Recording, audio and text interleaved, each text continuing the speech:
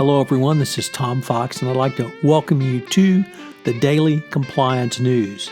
The Daily Compliance News is an offering of the Compliance Podcast Network. September 23, 2019, the fall is here edition. Yes, fall has turned the corner and it was only 97 and 98 over the last 2 days in Houston, Texas. That nip is in the air. First up, from the Financial Times, the always great Monday on Management column by Andrew Hill talks about the dangerous hypocrisy of the humble bragging leader.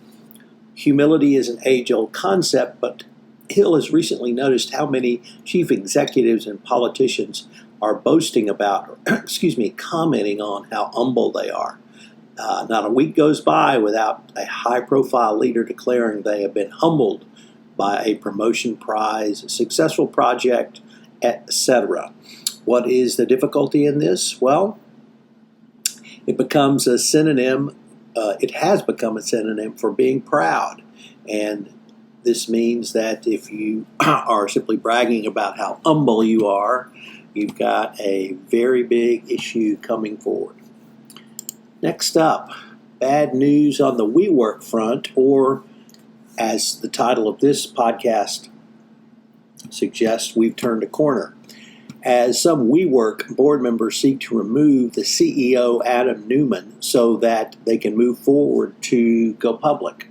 The disastrous flotation of the IPO over the past couple of weeks has changed the focus of these investors, and they recognize that Mr. Neumann's style, which brought WeWork to such prominence, may not be applicable for a U.S. public company. Obviously, if you go public, the scrutiny is much greater, but the corporate governance issues alone, where Neumann really tried to hijack not only the governance of the company while he was alive, but actually from the grave as well, I think really opened lots of potential investors' eyes.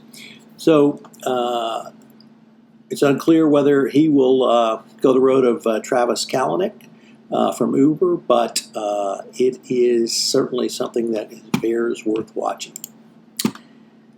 The Secretary of Housing and Urban Development, the well-known Ben Carson, went to San Francisco and gave a speech. What on earth could go wrong? Well, as you may expect from Carson, he attacked transgender people.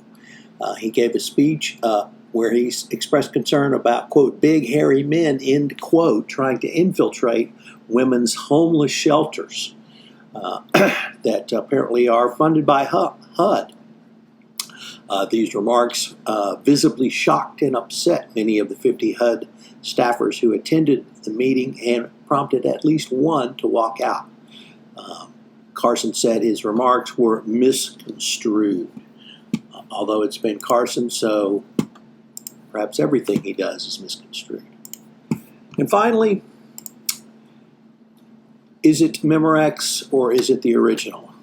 And it seems fitting that the most epic and dramatic of all rock songs has resulted in one of the industry's most epic and dramatic copyright fights. And that, of course, is the fight between the band Led Zeppelin over its 1971 mega hit, Stairway to Heaven, and the band Spirit, Randy California, etc. And that case, Spirit claims that it originally wrote the song, or rather not the song, but the music which the song is based on.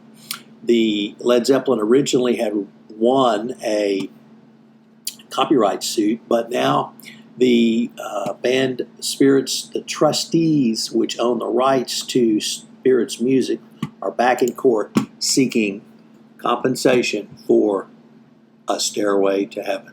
Good luck with that. Mike Volkoff and I are back for another episode of Why a Duck, where we take a deep dive into the Antitrust Division new corporate compliance program. Check it out.